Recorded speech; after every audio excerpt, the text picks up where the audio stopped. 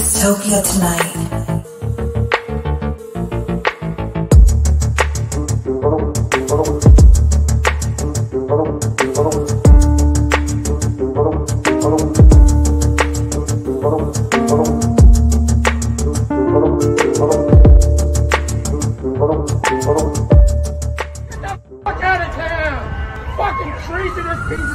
Dystopia tonight. He's also got a new album coming out called Intruder, which I'm super excited for. I cannot wait. How you doing, man? I'm good, thank you. How are you? Good, good. How's it going over there? Yeah, it's raining. Yeah, situation normal for London. I hear you. Yeah. Oh my God, man. I know it's just starting to get like, it was like 100 and something degrees the other day. Literally, I think it was yesterday here. And then today feels like a brisk September morning, and I can't adjust. Like, really? Yeah, I'm like, just pick one. If you're British, you know, they say that you go through all 4 seasons every day, no matter what season it actually is, which is pretty true, really. I don't live here anymore. I actually live in Los Angeles, but coming back here, I've been in Los Angeles for about 8.5 years now. So I come back here usually fairly often, but obviously not for a while because of the pandemic. And as soon as we landed, you remember why you left as soon as you land. It's just cold and miserable in spring. Anyway, yeah, my grandfather's from Brighton, and he used to say that like once he came to America, he very rarely ever went back, and then when he did come back, after he'd come back, he'd be like, I'm not going there again. It's lovely. I mean, it is so pretty because it rains all the time, and it's very quaint and very cute. You've got the little lanes, and it's extraordinarily beautiful, certain times of the year. But it's just pretty depressing, really. Yeah, for most of the time, which suit me as a rule. My right is pretty depressing. I feel like such a bad, like I'm a quarter English, and I feel like such a bad English person because I've never been there, and the knowledge that I have of that area strictly comes from Harry Potter films. So I don't know. I assume you all travel by flu. I have no idea. Not really sure. Yeah, very small blue cars that fly. Yeah. That's what it's like. Yeah. Exactly. So you didn't. So you were in Los Angeles during the pandemic. Yeah.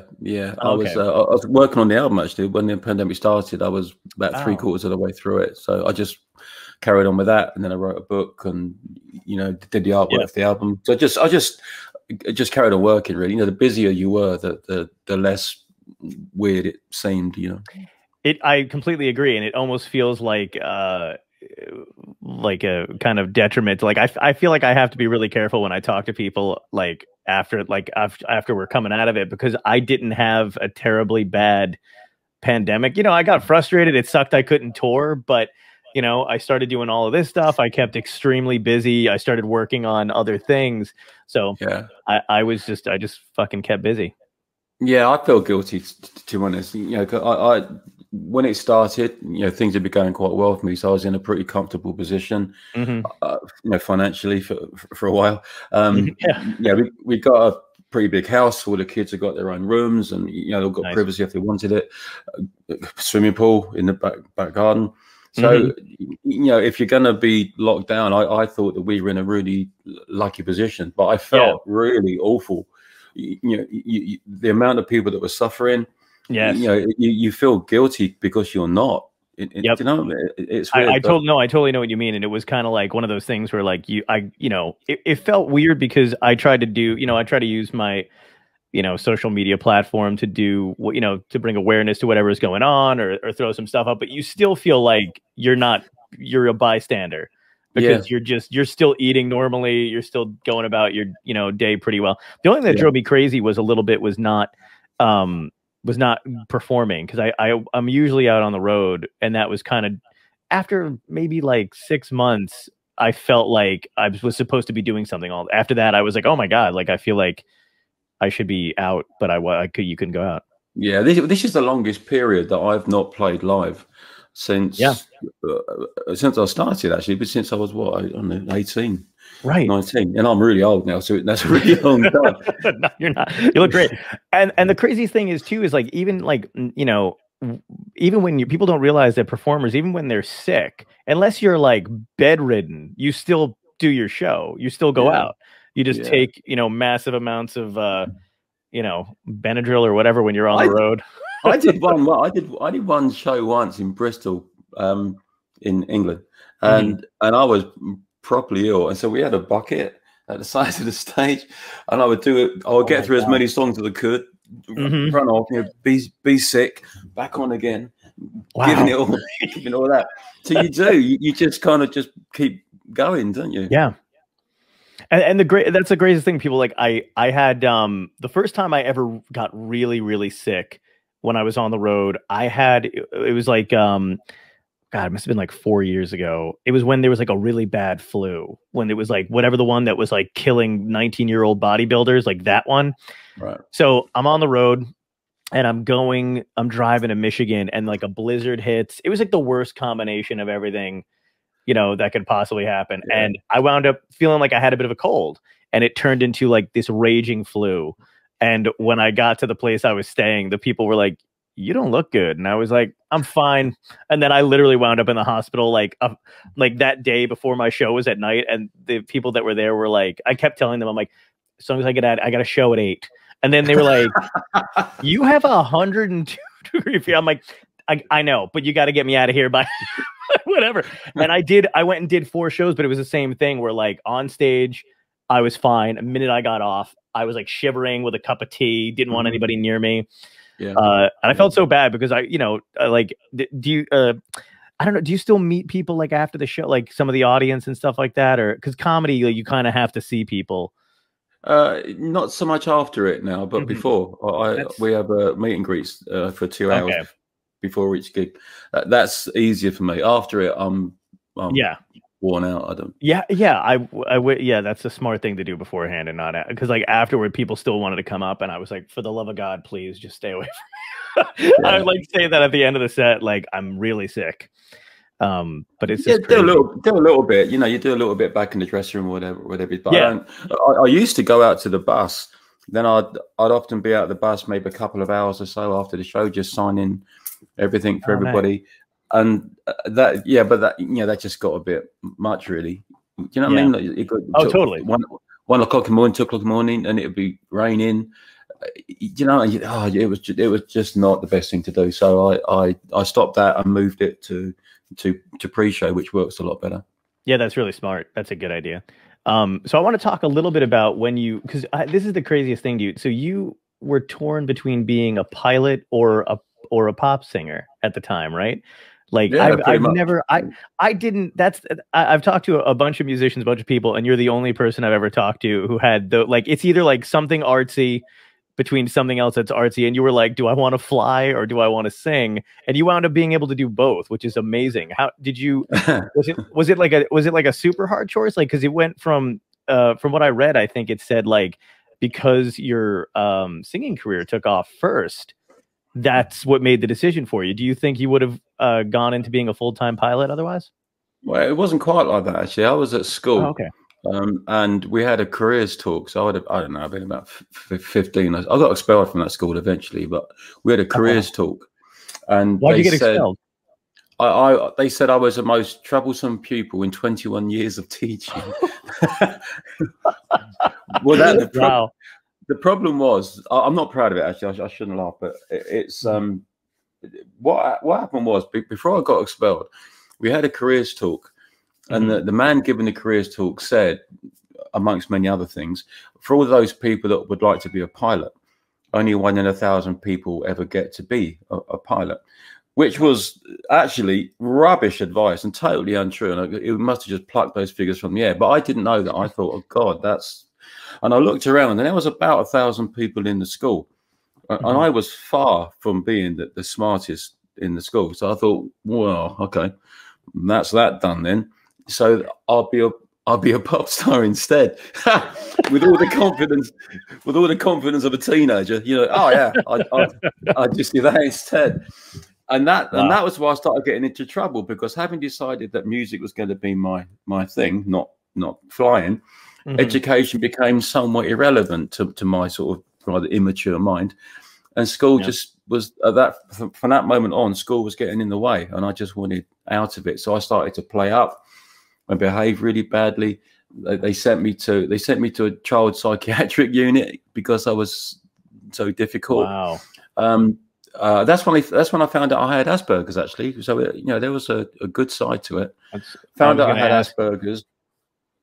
Yeah, well, that's how I found out, because I was sent to a psychiatrist because of my problems at school. But then I got expelled. I went to another school. Same problem really. I had to leave that one, and eventually, schooling was done for me, and I was on my journey sort of into music. How did you handle the Asperger's diagnosis when you got it? Well, it didn't mean much to me really. It was first of all, it was some years before that the ultimate diagnostic criteria for Asperger's was actually established. So, and I was being taken there by my mum, because I don't know, I was 15 maybe, I can't remember for sure. And all I saw it was just a way of getting out of school. You would spend a day in London, right? So I thought it was great. So I wasn't really interested in what they were saying, and I really regret that. Now, I wish I'd been much more engaged in what was being said about me, because it's had a lasting effect on my life. And unfortunately, my mum took the sort of diagnosis as it was, as she took it really badly. She seemed to take that as a sign that she was a bad parent, which she wasn't. Oh, no. And so we just stopped going. They put me on 2 drugs, Valium and another one called Nardil, for about a year. That was all right. It kept me calm. And then it just sort of went away. So I mean, I forgot all about Asperger's for a long, long time. And as I say, it was before the criteria was established anyway. So it wasn't that I was diagnosed with it. It was sort of mentioned as being something. So I don't know when Asperger's first started to appear as a thing. Yeah, I don't either. I sort of fell before it somehow. So I don't know. I wish I paid more interest in school. That's actually interesting though, because I wonder if, because it wasn't so like prevalent around in the society around then, and because maybe you didn't pay too much attention to it, if you learned to naturally adapt to stuff that would wind up inhibiting somebody who knows a lot about it now. You know what I mean? Like, it's kind of an interesting, because it didn't like really hinder you, did it in those times, or do you think it did? Well, no, I don't. It does in some ways, but I think when it comes to a music career, a lot of the things that people would point at as would think of as disadvantages, I think in the music career are actually very advantageous. They're useful. Obsessive tendencies, hyper focus, the ability to sort of just push emotions to one side a little bit, just sort of plow. It's like having a snow plow on your head, just going through life. That's in a way we get rid of that. We're going that way. So a lot of those things are, if you think about obsessive tendencies, right? They talk about obsessive tendencies like they're a bad thing, but they're not always a bad thing. If you're flying along in an airliner, you want your pilot to be pretty obsessive about flying airplanes. You want that to be everything he thinks about.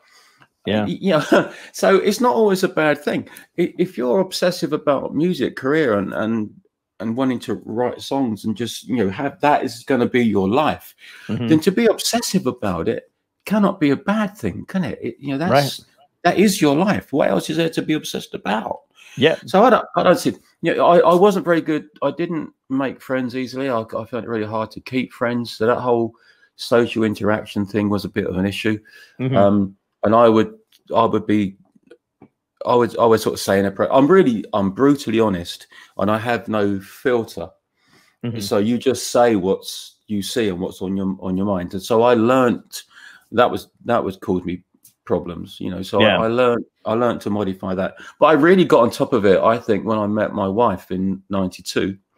She has a brother that's got Asperger's, so she was really familiar with it, and she really helped me to recognize when I was being Aspergersy, if that's a word.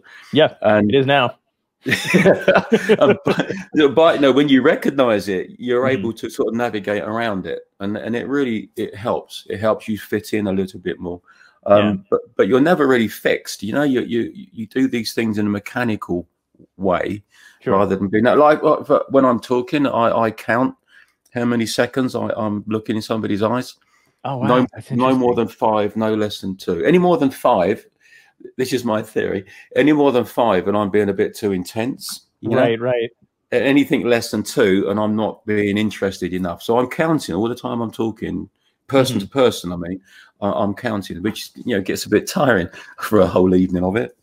Wow. Yeah, it's crazy because all the things you just said about pointing in the right direction, like whenever I've talked to people, one of my close friends and I would talk about like symptoms of ADHD the more we become aware of it. I've never taken any kind of test for that kind of stuff, but as you become more aware of everybody's kind of different symptoms or whatever, and I hate the idea of self-diagnosing, but you start to see patterns in yourself over the years, and it's like, oh my God, I do kind of fall in line between this stuff. And I always wonder what the difference would have been if I'd have been aware of some things at a younger age, instead of dismissing them and going, okay, I have to adapt and figure out how to live or survive, and think that they were kind of like just things I had to get over or abnormalities, instead of things that maybe I was struggling with that could be better managed. But in the same way, you're right about the art side of it too, because I feel like if I wasn't this way, I wouldn't be so meticulous about notes, paper, comedy, wanting to perfect something, staying up. Like I don't like leaving a project necessarily unfinished, and I will stay up to I would rather sacrifice, sleep, and I sacrifice, whatever, but like in order to get it done, I'll sleep better if my brain's, finished doing the thing I'm doing. But that's what makes the thing. And it's kind of interesting that you had that same, experience with it. And it's cool when you meet somebody who actually can kind of point it out though, too. Like you said, your wife was able to go like, this is what that is, by the way. Because then I feel like you're able to do better things socially too. I'm pretty extroverted, but I'm also extrovert. Like there's a period of time where I'm extremely extroverted and I like doing a lot of the stuff, but it's like I do burn out. And after a while, I had to learn to be like, you need to give yourself about a week where you're just not around your phone or whatever. Because if I don't, then I get like a little fucking nutty, like, and I realize like, oh, I can't keep doing that. But I know I can go for like longer periods of time. But there's points where like my friends will be like, you need to take a break. Step away from, don't answer your phone for a week and just give it a rest. Like, I think it's so inspirational too, because I feel like my nephew actually was, when he was diagnosed like with his thing, he was very similar, that he would ask his mother like, Mom, I don't understand why kids at school do this. Like, he doesn't get, it doesn't make sense. It just doesn't, it's not in his train of like sight. So she'll explain to him, oh, this is why, this is that. So I think it's super inspirational that you see so many people that are so accomplished like you, Gary. Like, it's amazing. And the kids need to know that it's not something that's going to stop them from being who they want to be. I feel like I connected with him fully. And I think it makes you even more empowered to do what you set your mind on. Cause he like, when he focuses, he hyper focuses. So he's excellent at what he's doing. But it's Aspergers is very like social cue-ish. But I feel like I never would have known if you did not state it. I would never have said it. But I guess it's a conscious effort, so it's a different animal, right? Well, people talk about Aspergers, for example, as being like a mental health issue, like a mental health or disability of some kind. And I think that's totally the wrong way to look at it. And I can't speak for everyone that's got it, and it has its own range of severity, obviously. And I do think that as you grow, if you're aware of it, reasonably right, you can adapt the way you behave. You can learn how to be more appropriate, and how to you're not trying to disguise it, but just trying to sort of move around it. But it isn't a disability. I honestly don't think so. It's an exchange of skills. It gives you certain things that ordinary people don't have, which are very, very useful in most situations, in many situations. And there is a small price to pay for that, in my experience. My price is the social interaction thing, which I think is pretty common for Asperger's people. An emotional difference in the way you handle it doesn't mean you don't feel it, but the way you handle it is sometimes different. I'm if somebody else is having an emotional time, I'm often not the best person to deal with that. I don't feel it the way they feel it. I'm better because I know that I'm, if somebody's upset, you're supposed to cuddle them. So all right then. But I don't feel that in the same way. It's not a natural thing. I know that I'm supposed to do that, and it makes things better, but it's not natural to me to do that. So there are that's the price you pay, because that makes that often makes you not the ideal partner, for example, in certain situations. But overall, like I say, it's an exchange. You get all this and you give up a little bit of that. It's like paying a price for buying something good. Right. And it's interesting the way you say that, though, too, because I think the more people talk about it and the more people communicate about those things, it makes it easier to understand, like you just said, like, what to do, and now you try to do it, as opposed to avoiding that kind of situation. And it also makes other people on the outside go, okay, that's not what he's the best at, but he's trying, or he's working, whatever. So that way they don't, because I feel like without that, people are just like, man, this guy's a real dick. You know what I mean? Like there's, and I think if people got used to talking about what makes them comfortable and what makes them, a function in a society, it'd be a lot easier. Instead of just assuming. It's not always like, I try not to assume that somebody's just being an asshole. I'm like, maybe this guy's just not good, or maybe that person's just not whatever. I have friends who cannot, for the life of them, and this has been even before social media, make a phone call ordering pizza. They cannot talk to the pizza guy. And I always felt, I was like, I got it.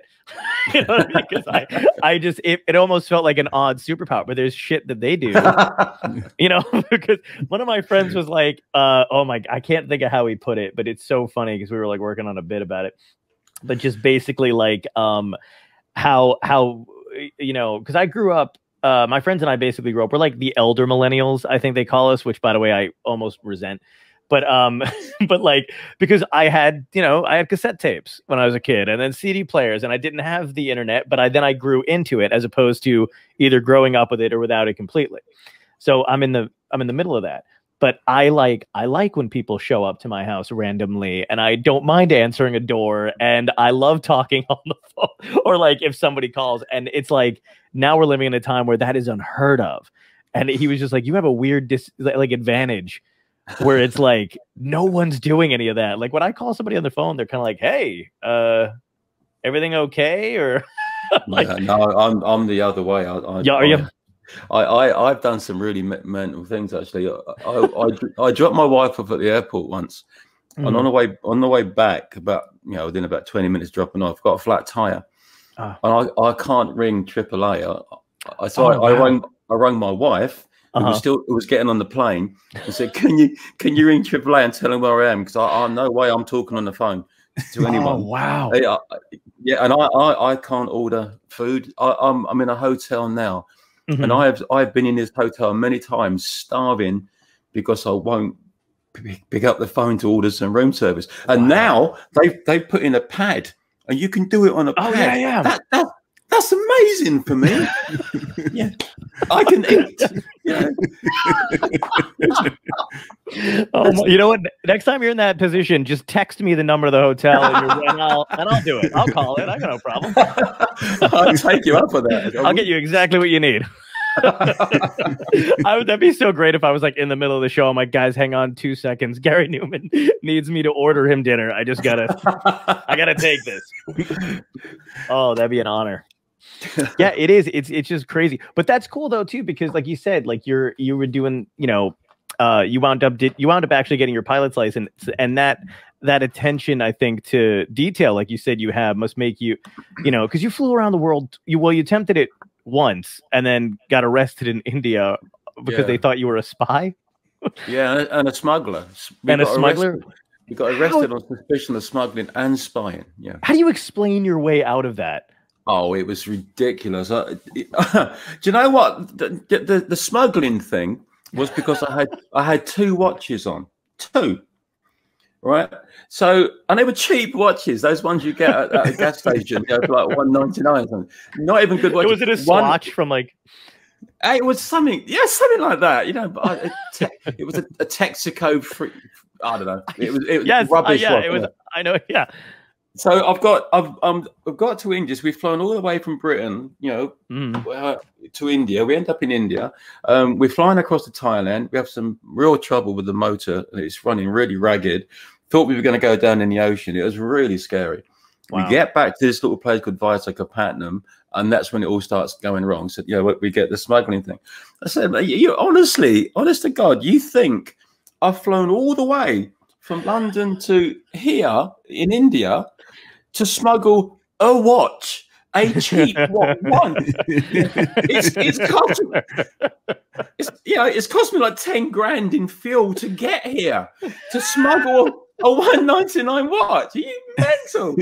So, didn't like that. And then what's that? The spying bit was I had a big stills camera, because we're flying around the world, we're taking pictures, and I had a 16mm movie camera at the time, little fairly compact movie camera. They thought that was highly suspicious as well, and I said, well, why are you doing it? I said, well, I'm a singer, I've stopped touring temporarily. This is an adventure, I've got an album coming out. This is a good way of talking about the album. And he said, well, if you're famous, then where are all your press cuttings? As though you carry them with you everywhere you go. I haven't got them with me. I don't even collect. Oh my God. I don't even collect them. Imagine the level of narcissism to travel with a scrapbook of your press clippings. Actually. Hello. This is me. So that we were there for 4 days. Then they let us go. They impounded the airplane, so we had to leave the airplane behind. And then we went to Calcutta, where I was rescued supposedly by a British newspaper because they like to rescue people. And that was fascinating, actually, because the journalist said, Mother Teresa, you remember Mother Teresa? Yeah. She lives not far from here. She said, let's go and see her. So, you can't just go and see Mother Teresa. So, I think you can. I said, all right. So we get in this sort of rickshaw thing, and we drive around to Mother Teresa's, this door in this big long wall. And I knocked on the door, and a nun answered it. And I said, is it all right if we speak to Mother Teresa? Just thinking she'd laugh in my face in some door. And she went, yeah, okay. No, we're not quite that, but that sort of thing. And disappeared for a minute or two. And honest, I swear to you on my life, Mother Teresa turned up, shook everybody's hand, said, hello, and then wandered off. She's obviously used to it. She had a sort of format, be very official, and then disappearing. But she came to the door. But I couldn't believe it. Did you ask her for proof of her press clippings to make sure it was actually her? I should have done, shouldn't I? Yeah. Like, before we go any further. Yeah. Are you sure? Yeah. That's incredible. It was a lovely experience, sir. It was. It's really cool. Yeah, that is incredible. Yeah, when I read that, I was like, that's got to be the most insane thing, especially because of the time. No cell phones. You're in a a country you've never been to before. Your plane's not working. Like, the amount of shit that was going on there, and then plus you're accused of smuggling and spying. That's hilarious. Oh, it's worse than that. I forgot that they asked if we were taking. I said about the spying thing. I said, what are we spying on? And they said, well.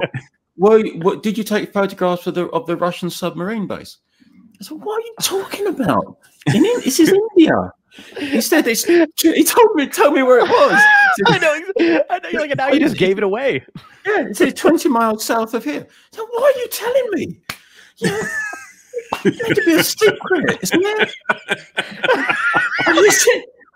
And then this really, really mad thing. There was something else. There was an airplane there they accused us of spying on that they make in Britain. You can tour the factory, And then they put us in this. They called it a hotel, but it was grim, really grim. But they put us up in this place, and they were it'd be sort of like 2 o'clock, 3 o'clock in the morning. The doors would bang open. They'd come in with guns. It was really heavy. You know, why are you here? I've told you I am here. Took our passports away. But the mad thing was, where they put us up, all the other people in it were Russian families. So they put us in the place that all the families live, in this base that I'm not allowed to spy on. You know, that's super secret then, isn't it? Oh my God. That's hilarious. How have you not made a movie about this topic? Just the whole, that's hilarious. That one thing alone was worth a move, isn't it? It was so, it would have been funny. It's funny now because I'm looking back at it and I'm sitting in a safe hotel. But when you're there, when you're there, it was not funny at all. It was really frightening, and they were really heavy and really aggressive. And wow. At one point, the airport manager actually let us go because there was no immigration and customs people there. He let us go after an hour or so, and then he got in trouble because he apparently wasn't allowed to let us go. And they started looking at rule books and which rule book had the most recent date on it. Honestly, oh my God. And he got fired because his rule book said that he could let us go. He had the authority to. Their rule book, which was a few years more recent, said that he didn't have the authority. So he got fired there and then in front of us. Oh my God. And then they blamed me. They said, it's your fault. I said, what? How is it my fault? He said, well, you're British. I said, yeah. He said, well, you gave us all these rule books in the first place. These are British rules. How is that my fault? Oh my God. I'm 21 years old. It's not my fault. Oh, man. Like you wrote the book. You're like, I had an input. Every British citizen gets an input. It gets to put a rule in the book. Yeah. Oh my God, that is insane, man. That's a great story. You're right. It's a great story now, but at the time, holy shit. And then, I was really scared. Oh yeah, I can imagine, man. I mean, I've never been anywhere near any of that. The only thing I ever did was my friends and I were protesting when we were 19. My friend and I, we thought there was going to be more people there. There wasn't. And we got we were the only two that showed up with signs and shit and this whole rally, and we were like, oh, okay. It was like we were like freshmen in college. And then and we wound up getting detained by Secret Service. So that was the only thing. Oh yeah. We got dragged out of this convention center. We were outside doing it, and then somehow we wound up getting inside, which was a mistake on their part. Why would you let us in? I mean, it's really their fault. we had the signs. I mean, and then and we wound up getting I had noticed it was like it all happened very like in slow motion because like when it was about to happen, I noticed that like two dudes who were basically dressed down had like flanked me and my friend, and I was just kind of looking at them like, they're not dressed like they're from my town. I was like, that looks a little odd. And they were being like really aggressively like, whatever. And I was like, that's fucking weird as shit. And then 2 seconds later, after we had pulled out like another sign and shouted something, it was just grabbed us, cuffed us. We made it into the paper. It was nice. I still have it. It was great. And to this day, my friend's parents have no clue what happened because we stole every newspaper in the cul-de-sac he lived in. And then I drove him back to college like at like 8 o'clock in the morning. He was like, you got to take me back. And I was like, all right, I'm coming. And we just had a car filled with newspapers. Good times. But that's insane, man. But so then you did actually wind up flying. You actually did do a whole a flight around the world and stuff, right? You actually it wound up happening. That's cool. Yeah. That's awesome. The second attempt. We went the other way around. The second attempt. Iceland. But no, we actually had to because of the oncoming winter. Oh, okay. Meant that it sort of governed which way you went around. But it was an amazing thing to have done. Actually, it was pretty frightening. Much of it. The airplane's really heavy, and you're flying through some bizarre weather, long ocean. We had a double engine failure over the Pacific. Oh my God! Thought we were going into the Pacific. That was horrific. But it's an adventure. You're out there. You're out there a little bit. Really glad to have done it. Never do it again. Right. Yeah, I feel like that's got to be one of those things you only do once, and then you like check it off your list. One and a half times. 1.5 times. Yeah. You got to finish it. You can't do it just once. Yeah. And so I want to. So who were your like? Did you have like strong musical influences when you were starting? Like that you kind of people that you emulated in the beginning, or did you just kind of? Because I know you kind of fell into the look and stuff that you had. You said in one interview that it was like an hour before you were going on stage, they had like thrown a bunch of makeup on your face, and then because there was so much, they put like the like they black darkened your eyes or whatever, and then it became this cult thing. Yeah, I lie a little bit about that actually sometimes. Okay. This is great. It depends who I'm talking to and whether I tell the truth or not. The truth is that all the songs from that particular album, when I was called Replicas, and they all started out as short stories. They were short science fiction stories about what I thought London would become in 50 years or so. And there were like robotic sort of machines with cloned human skins that were called Mac Men, and they would do this test. Anyway, when I got to actually go on TV and for the first time, I looked like one of these Mac Men, one of these characters that I'd created in the stories and then turned into music. Now where the makeup really came into it was Mac Men had perfect skin. And I really didn't at that time. And so I was always going to have a little bit of white makeup anyway to make me look a little bit more sort of robotic with the eyes. A bit like the Clockwork Orange thing, but with both eyes. Yeah. And I just needed a whole lot more of it because my skin was pretty bad. So it ended up being a little bit more than I'd intended. So yeah, it's partially true, partially because of terrible skin, lots of makeup, but also I actually was going to do that anyway, just not to that level.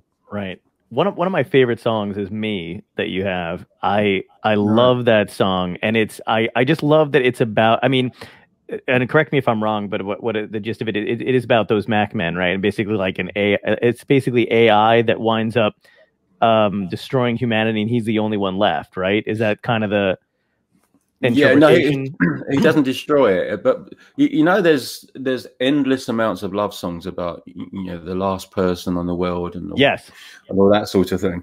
And I just wondered, at some point in the future when we have artificial intelligence, machines that can feel, the most likely thing would actually be the machine would be the last thing, and not come the apocalypse.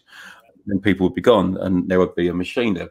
And I wondered what it would feel like to be the last machine, unable to die, totally alone, nothing else at all. And so I wrote something. ME stands for mechanical engineering. That's what it was about. Yeah, but that was pretty much, I think that's pretty much the last science fiction song I ever wrote, actually. Right. It's a long time ago. And it's a beautiful song though too, because it just describes the loneliness so well, and you've got the synth music that's kind of very, it's like it's haunting in a way, because you kind of like, it just paints the picture so well of like this cold machine, but who's able to feel and doesn't know what to. And also just because of how well it stood the test of time, because we are heading in that direction. Like people are discussing the benefits, and there's robots dancing and opening doors, and police are using robots, and I'm just like, I just listen to that song now and I'm like, oh, we're close. It's a lot more likely than it was back then, isn't it? Yeah, now. Exactly. Yeah. There's so much I feel like too, like technology wise from back then, that they predicted hilariously that did not come to pass. Like we don't, but a lot of it, like, I mean, iPhones and like all that other shit, they're basically like, Star Trek level communicators, and it's kind of a weird thing, but I do like looking back and kind of seeing stuff that just that they thought we were going to have that never came to pass. Like any kind of tubes that transport people, like none of that. I mean, we have, Hyperloop. That's right. But we don't, in America, we don't have that yet, unfortunately. Oh, okay. Yeah. They don't want us getting anywhere in any kind of time. They like to build that aggression on the 405 in the afternoon. Got to keep Amtrak running, haven't they? We're still using horses, so I don't know. I mean, you're in LA, you get it. So are you heading back out on tour like anytime soon, or do you think you're gonna go start doing? How's it looking, like the road and stuff? Because you got the new album, and are you gonna be going out on the road again? Well, we just filmed on Friday. Actually, we just filmed a non-audience show in Oh, nice. just west of London. That's going to go as a streamed event on June 17th, I think. So that's kind of a small step towards live again. But my next tour is actually going to be a US, Canada tour, North American tour, which would, if it goes ahead, starts mid September. But you know, we're not sure yet, are we? Whether we're going to be ready for that. So we're going along as if it's going to happen. My band is still British, so I have to get visas for them to come into America. But most of the road crew are American still. So we're just going along. You know, if it happens, fantastic. If it doesn't, very disappointing. But we're not sure. There's another British tour next April, May. Well, a year. God, that's a long way, wasn't it?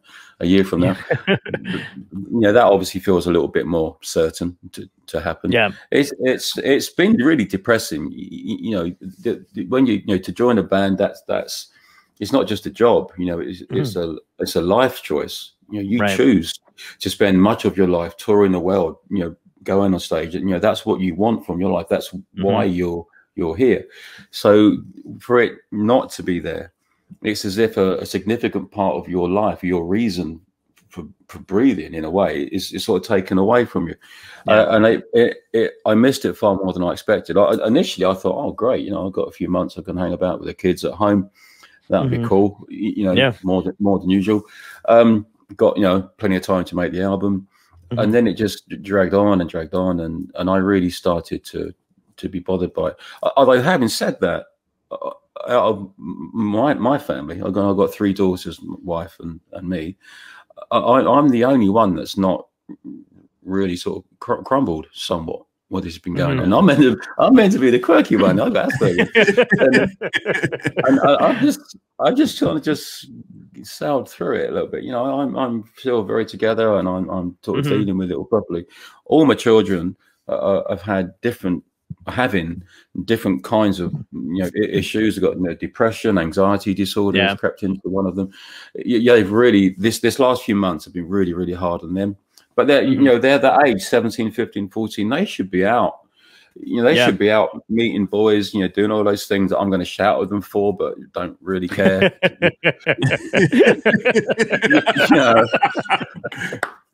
That's perfect.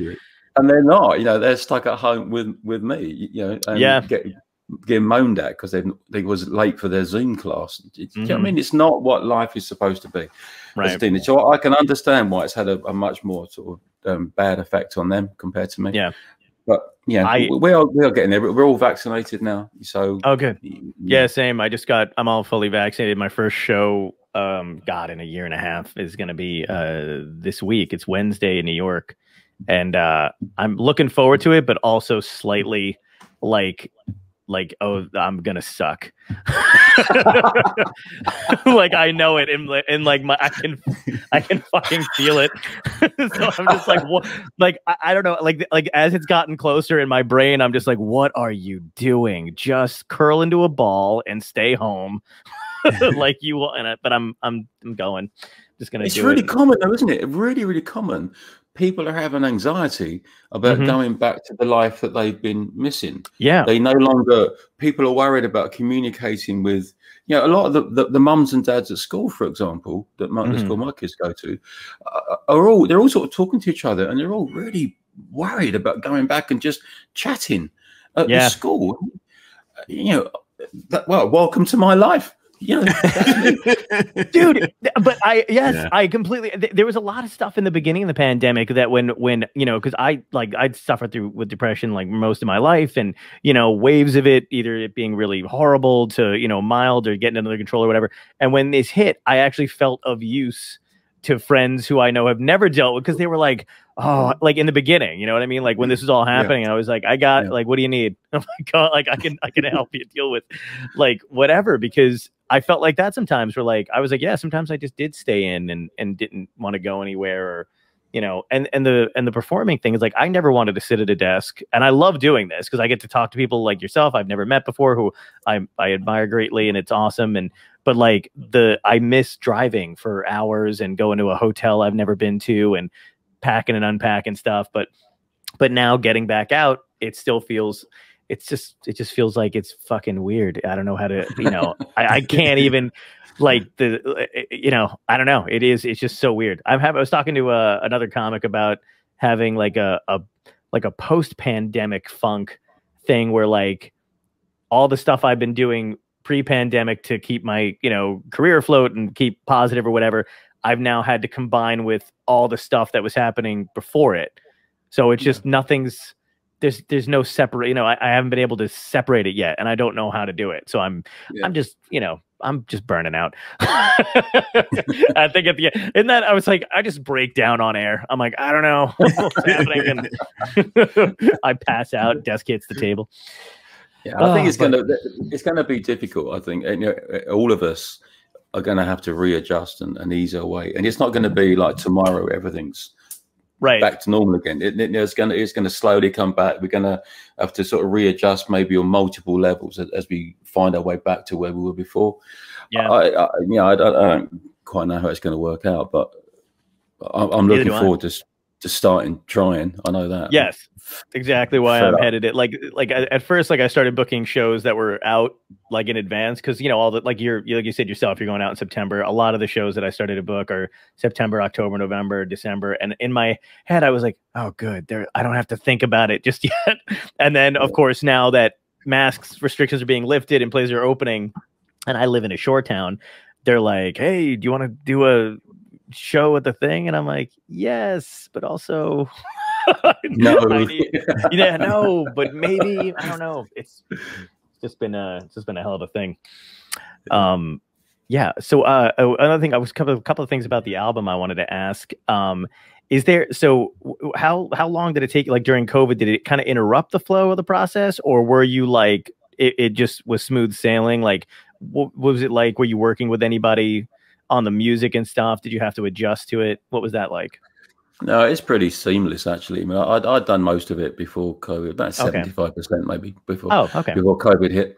And I work with it. There's an English producer that I use, so we exchange files. We never actually work in the same room together. We just exchange files from LA to where he lives in England and back and forth. You know, talk a lot on FaceTime and you know talk about things that way.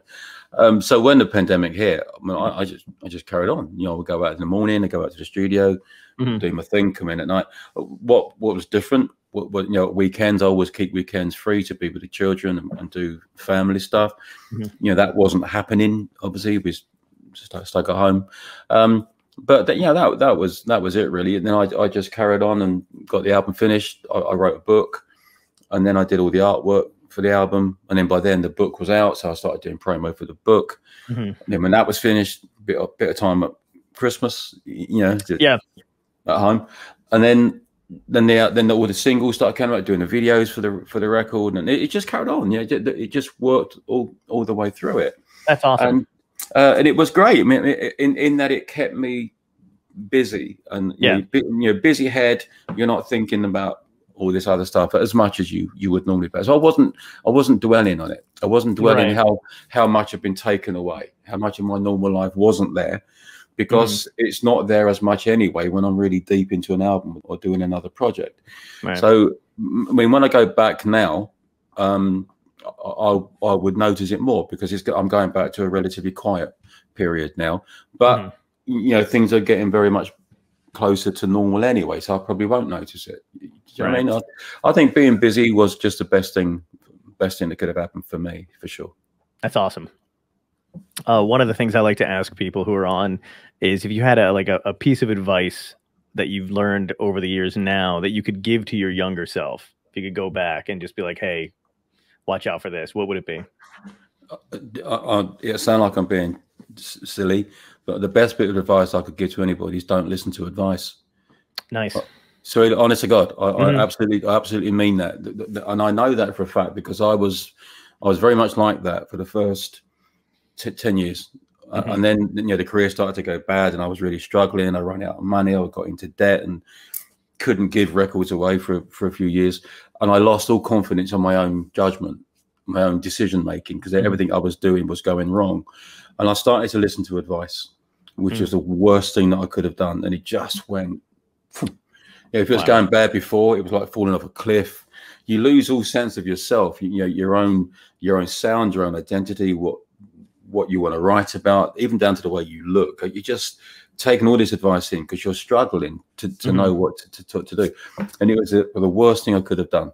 And then 94, 93, 94, I went back to the way I was before. Didn't listen to anyone. I'm just going to do my own thing. And every album since then has done better than the one before, right up to today, So, I know it sounds like I'm being a little bit stupid, but it really is good advice. If you've got your own ideas and your own sense of purpose in where you're going, just stick with it, man. Don't listen to anyone. You're going to be surrounded by experts that have never done it. Yeah. All these people that know better than you, that have never actually done it themselves.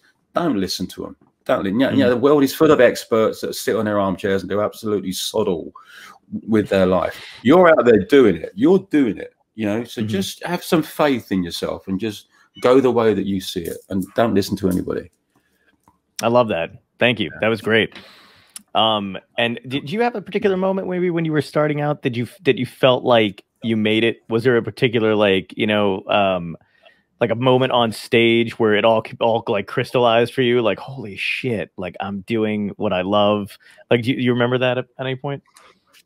Well, I got a phone call saying I was #1. That's pretty. Oh, that'll do it. Yeah, that was pretty good. I kind of got the drift then that things had gone quite well. Who was the phone call from? Was it your manager? Record. I didn't have a manager. It was a record company man. Okay. What he actually said was, "You've done it." That's all he said. You've done it, because it had been building to it for a few months. Yeah, so that was a pretty cool experience actually. But the weird thing is, nothing changes in that moment. I was with my mum and dad, and the phone call came into their house, and so I answered the phone. I went, "Oh yeah, you be," put the phone down, and I went back in, and we were watching some, I don't know, Magnum PI. I can't remember what it was, but some TV show. And I just went back in and said, "#1, brilliant." He went, "Oh, well done," and just carried on watching the telly. Nothing was different. There was no money. The same house. There wasn't a long line of supermodels lining up at the door. Nothing was different. It was exactly the same. So you just kind of accept it and absorb it and just carry on. Right. Think this English thing in it. Be calm and carry on. That's what I did. Yeah, carry on. That's fucking awesome. And so one of your new songs, I guess the theme of it is how the earth must feel. Was that already like, so you did this, you said you got 75% of it done for the most part before the pandemic hit. Was that a last edition, or do you just have some kind of precognition that none of us have for like, because it's incredible. It was a bizarre coincidence. Yes. When I was writing about the planet and beyond that, I mean, I was within the story that I was writing, the way the earth feels about what we're doing to it. At the moment, there was the idea that the earth was not only angry and disappointed and sad and disillusioned and betrayed and all those things, but that it would see a need to fight back, that it would identify us as a problem, as opposed to this sort of golden child that we would have been for thousands of years before, where the earth was giving us everything we needed and we were all very sort of harmoniously working with it. And then we become so populous. We become an infestation, and then we start to damage it and just gouge away at it with no regard for it. And so it must become disillusioned, disappointed, angry, got to fight back, have to fight back. So there was already this idea in the album that the earth would fight back in some way. And then COVID happens, and you think, there you go. Yeah. There you go. And so it begins. And so there is a song in the album called The Gift, which is about COVID specifically, but it's the earth talking about it as if it's a weapon. But it's very sarcastic. Initially it says, do you like the gift? It would take your breath away. And then as the song progresses, it gets more aggressive, more heavy, and more obvious of what the earth is actually talking about. And it's it's blatantly clear at the end of it. It wants us all gone, all of us. And it was weird. It was weird to have spent a fair amount of time, a year or so, working on the record, talking about that sort of thing, for it to actually happen in the real, and the earth gets plunged into this global pandemic and people are dying and it's just horrific everywhere. Still is, obviously, in certain parts of the world. It was weird, actually, in a really tragic way as well. I mean, I take no pleasure in doing something that coincided with COVID at all. It's been a horrible experience for so many people, but it was part of it. Yeah, no, it is incredible, man. And it's one of those things where, like, I feel like, people have felt almost the same way, the way you describe in the song, but what the earth is doing and stuff. And then to have us all experience that at the same time. This is when you think about it, it's the first time the entire world has gone through the same thing and tried to work its way out of it at the same time. And it's just, it's incredible that you wound up writing about it. And, like you said, obviously no one would take any pleasure in it, but at the same time, it's nice to have somebody else, especially in the arts, who's like, oh, okay, we're all thinking the same thing here, because it seemed like, for a while we were heading in a bad direction and then just have it kind of crystallized in that way. Yeah. Well, I think, if the album can do anything, it just adds a small level of noise to obviously a much larger conversation. And I think if it can do anything, it can just make people think about what we're doing. Recognize climate change for what it is, that it is a genuine issue. It's not fake, and it's not a hoax, and it's not all those ridiculous things. It's, and we are living in a science fiction fantasy, a science fiction horror film. The end of the world is coming for real. What an amazing time to be alive, in a way. And here we are, and this is it, and something has to be done, and half the world doesn't even believe it's real.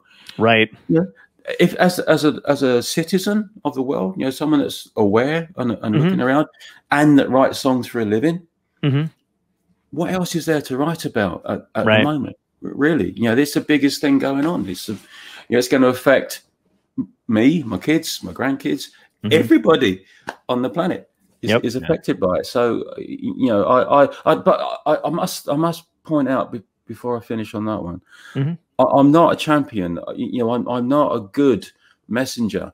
I have one electric car and 3 that aren't. I flew to Britain on a plane. I'll fly back to America on a plane. If people want to sort of throw stones at me for not having the correct credentials for being an eco person, you're going to win, man. You're going to get me square in the face every time. I'm a terrible messenger, but that doesn't mean that the message isn't spot on and correct. Shoot me if you like, because I'm a dismal messenger of this particular thing, but it doesn't make it less true what I'm saying. That's a great way to put it.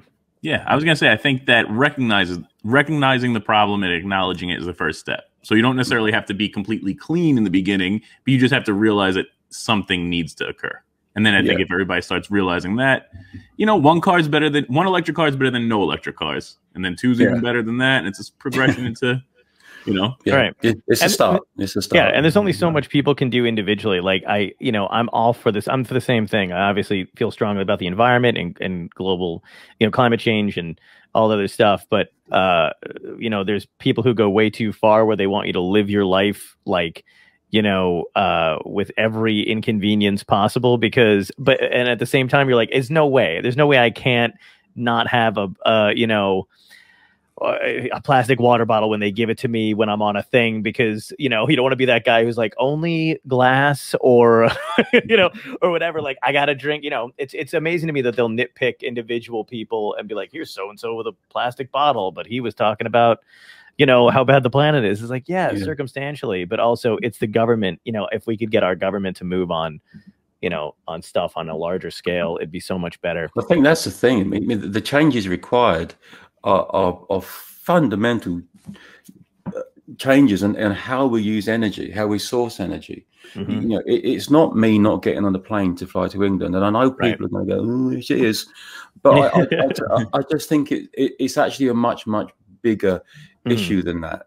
And yes, we should all be doing what we can, but I think it's wrong to be sort of throwing stones at people because they're not as eco as you are or as that person is. You know, and because as much as we can do about it, you know, if the people in charge, if these larger corporations, if these governments don't fully get behind it, and there's not going to be a whole lot anybody can do. Because when you think about it, over the years, as much as people have been aware of it, as much as individuals have made changes, you know, incrementally or drastically in their lives, we're still headed down the toilet. So obviously it needs to happen on a, you know, on a global level that is done with governments and corporations and these plants and all that other stuff first. And then you can start criticizing, you know, individuals for not, if everybody else is operating cleanly and there's one asshole eating a burger, then I'm like, all right, buddy, you know, it's you. I tend to agree with that. Yeah. Well, dude, it's been an hour and I know you got a heart out, so I don't want to keep you any longer, but thank you so much. This has been incredible, a great conversation and a joy for me. I hope you had a good time too. Yeah, great fun. Thank you very much. Thanks for having me. Yeah, no problem, man. Yeah, absolutely.